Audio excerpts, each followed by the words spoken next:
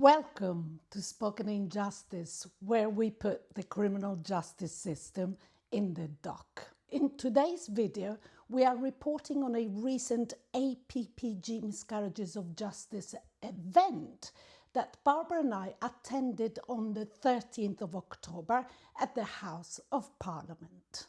The discussion focused on the findings from research into applicants' experiences with the Criminal Cases Review Commission.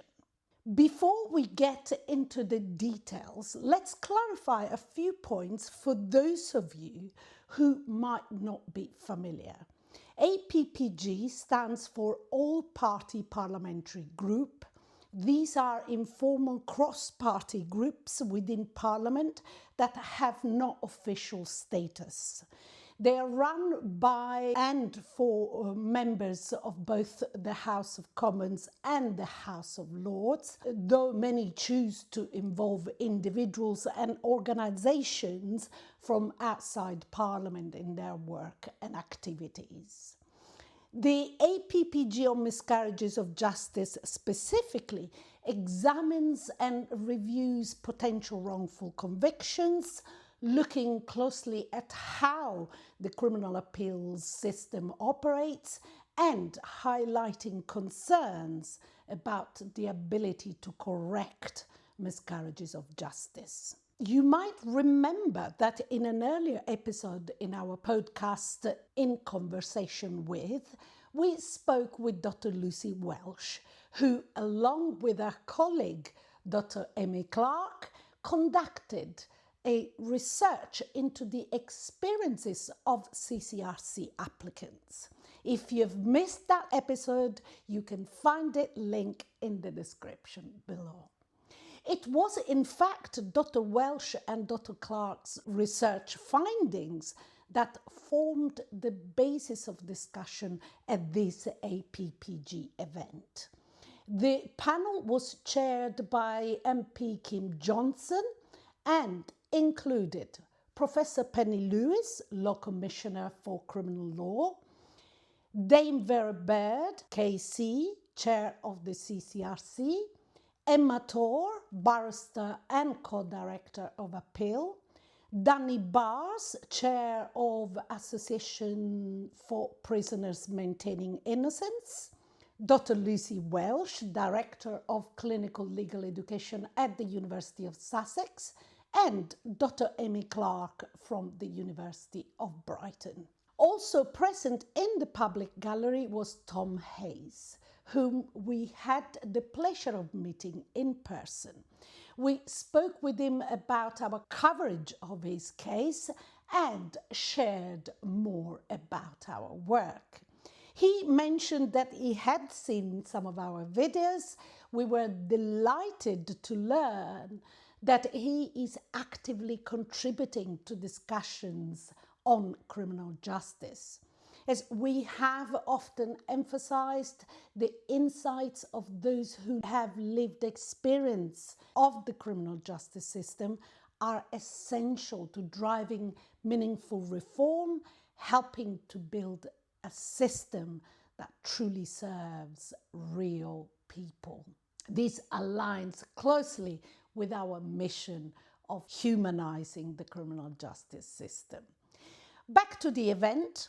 The session focused on how current academic research can support criminal appeal reforms and contribute to improving both the Law Commission's consultation work and the CCRC's internal culture and decision making. There was a clear emphasis throughout on access to justice, transparency, and public trust.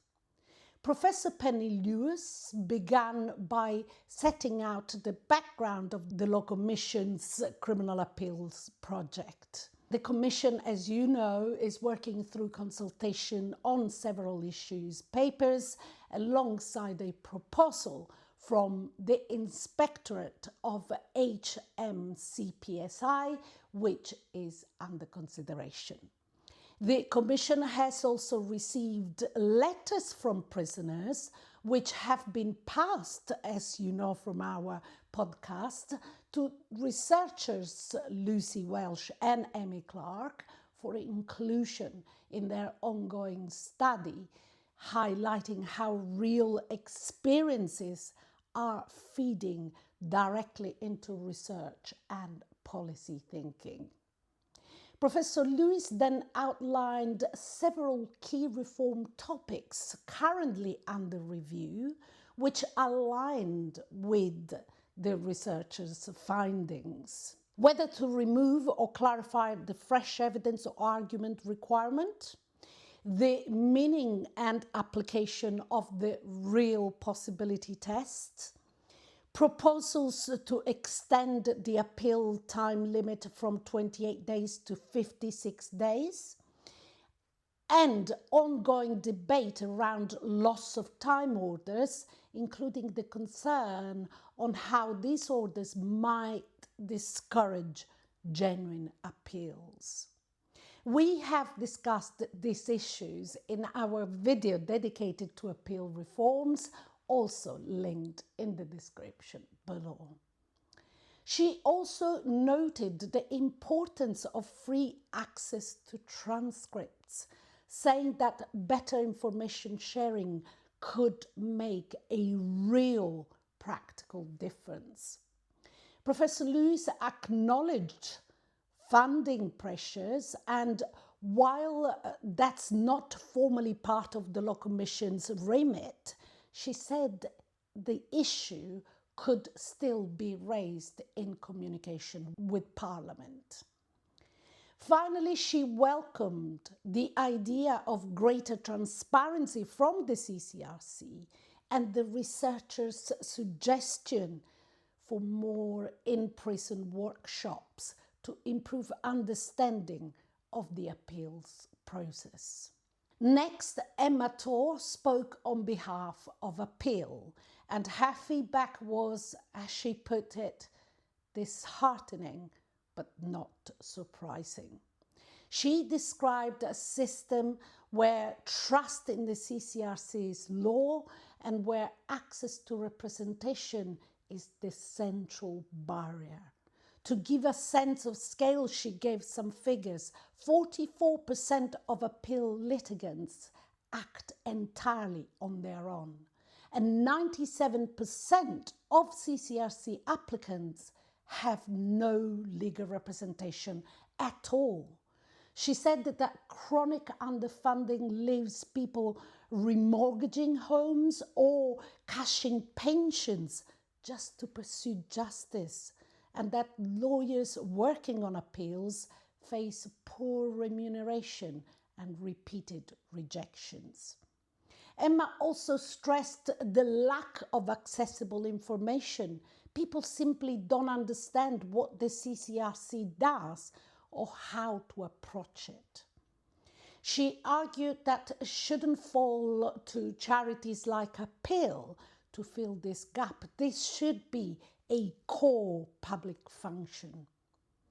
A particular concern was the cost of transcripts, which she described as prohibitively high and in need of urgent reform. She called for new personnel within the CCRC, people who are independent of the police and the CPS and genuinely motivated by justice.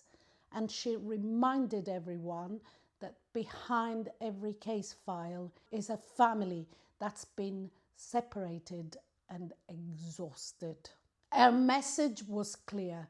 We cannot be back here in another 10 years having the same conversation. We then heard from Danny Bars, chair of Progressing Prisoners Maintaining Innocence and member of the Howard League for Penal Reform, who himself has lived experience of the criminal justice system. He offered a broader and more political reflection. He spoke about the lack of investment in legal aid and described wrongful convictions as victims of the state, victims who often receive little public sympathy or political interest.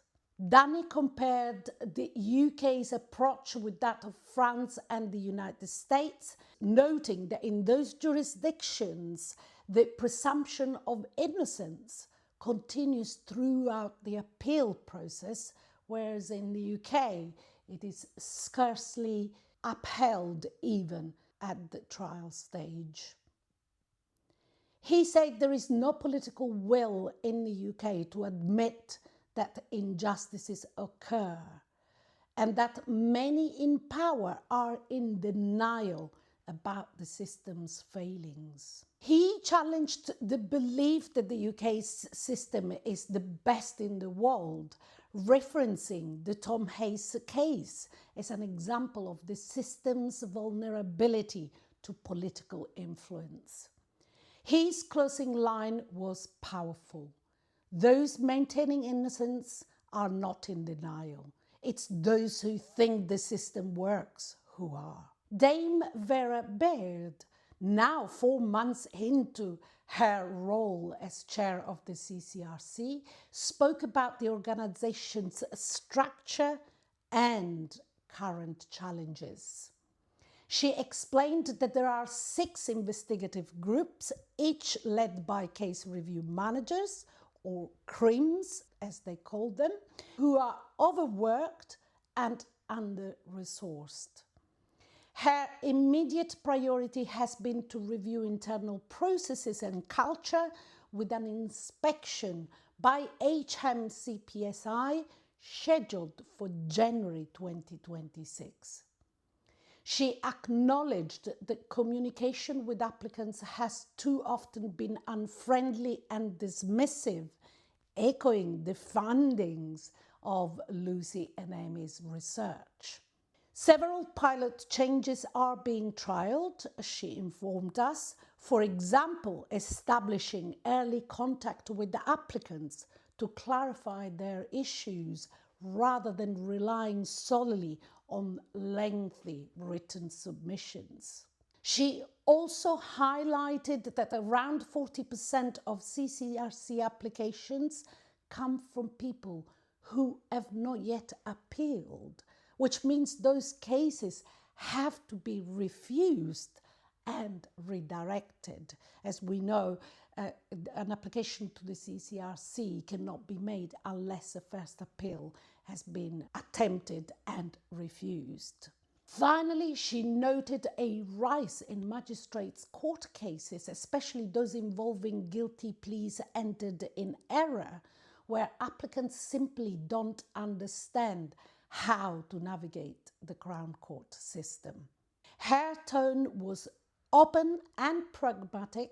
She recognised serious problems, but also expressed a commitment to changing the culture of the CCRC. Incidentally, during the open discussion and the QA session, she mentioned that she knows of us as Spoken in Justice and has watched our critics of her. We see this as a positive sign, reflecting a willingness to engage in self-reflection. Finally, Andy Slaughter MP, also chair of the Justice Select Committee, reflected on the broader picture.